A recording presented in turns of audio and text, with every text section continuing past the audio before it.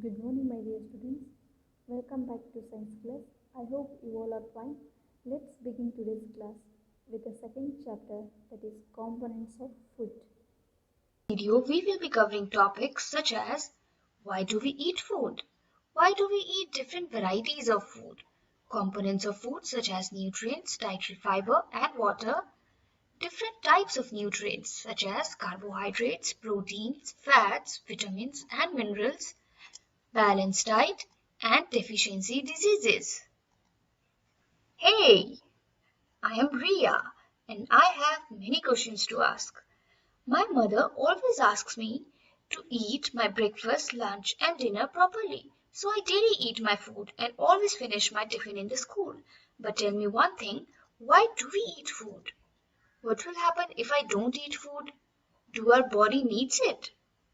So let's answer Ria's question. Ria, just as petrol or diesel is fuel for our car, in the same way, food is fuel for our body. Food provides us energy and is necessary for our survival. Ria is now wondering, sometimes I eat aloo paratha with curd, sometimes I eat dal chawal and sabzi roti. Mom always asks me to have milk, variety of fresh fruits and green vegetables, eggs, fish, etc. Why do we eat so much variety of food? Can't I eat foods only which I like? Do our body needs different kinds of food for some special purpose? So Ria, let's understand it this way. We know that food is made up of one or more ingredients, and these ingredients contain nutrients, roughage or dietary fiber, and water. Nutrients are further classified into carbohydrates, proteins, fats, vitamins, and minerals. And our body needs these different nutrients, dietary fiber, and water for its proper functioning. Single food item does not contain all these nutrients, so we eat a variety of foods to get all the nutrients. I hope Ria, you got your answer. Now we know that nutrients, dietary fiber and water are different components of food. We will now study about each of these components separately. First, we will study about nutrients, then we will study about dietary fiber and then we'll study about water. So let's first study about nutrients. Nutrients are substances in our food that are needed by our body for its growth, maintenance, repair and to function properly. We already know that there are 5 main types of nutrients. Carbohydrates and fats gives us energy. Thus, food containing carbohydrates and fat are called energy-giving foods. Proteins are needed for growth and repair of the body. Thus, food containing proteins are called bodybuilding foods. Foods containing vitamins and minerals are called protective foods as vitamins and minerals protects us from diseases. Now let's study about each of the nutrients separately. Carbohydrates. Main function of carbohydrates is to provide energy. With this energy, we perform our daily activities such as walking, reading, playing, sleeping, breathing, etc. Some of the important sources of carbohydrates are wheat, rice, bajra, maize, banana, mango, papaya, melon, potato, sweet potato, sugarcane, milk, cheese, ice cream and sugary sweets. Now we will do a very simple test to check whether these food items really contain carbohydrates.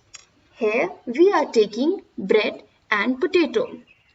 What we have to do is we have to take a small quantity of the food item to be tested.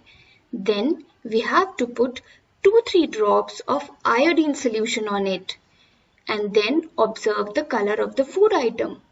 If the food item changes to blue-black color, it indicates the presence of carbohydrates.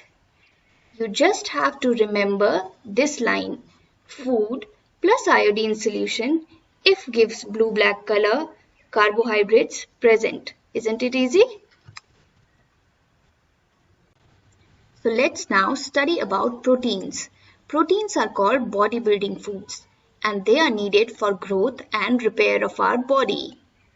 Pulses such as moong, malka, chana, beans such as soya bean and peas are plant sources of proteins, whereas milk, paneer, eggs, fish and meat are animal sources of proteins. The way we did test for carbohydrates, let's now do a test to check the presence of proteins. Here you have to take small quantity of the food item. Grind this food item and put it into a test tube. Then add 10 drops of water to the test tube and shake the test tube well. After this, add 2 drops of copper sulfate solution and 10 drops of caustic soda solution to the test tube and shake well. Observe the color of the mixture. Violet color indicates the presence of proteins in the food item. Here you have to remember this equation. Food item plus water plus 2 drops of copper sulfate solution plus 10 drops of caustic soda solution. If gives violet color, it indicates the presence of protein.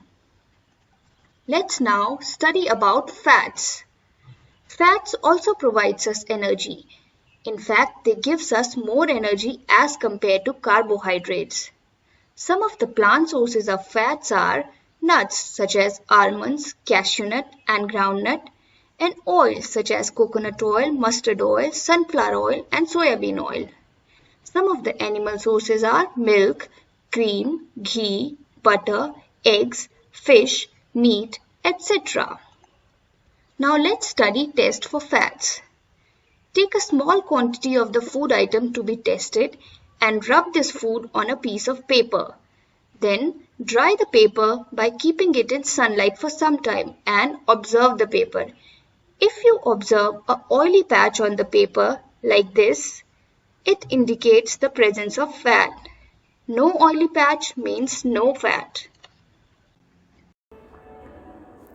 Next concept shall be discussed in next video. Thank you.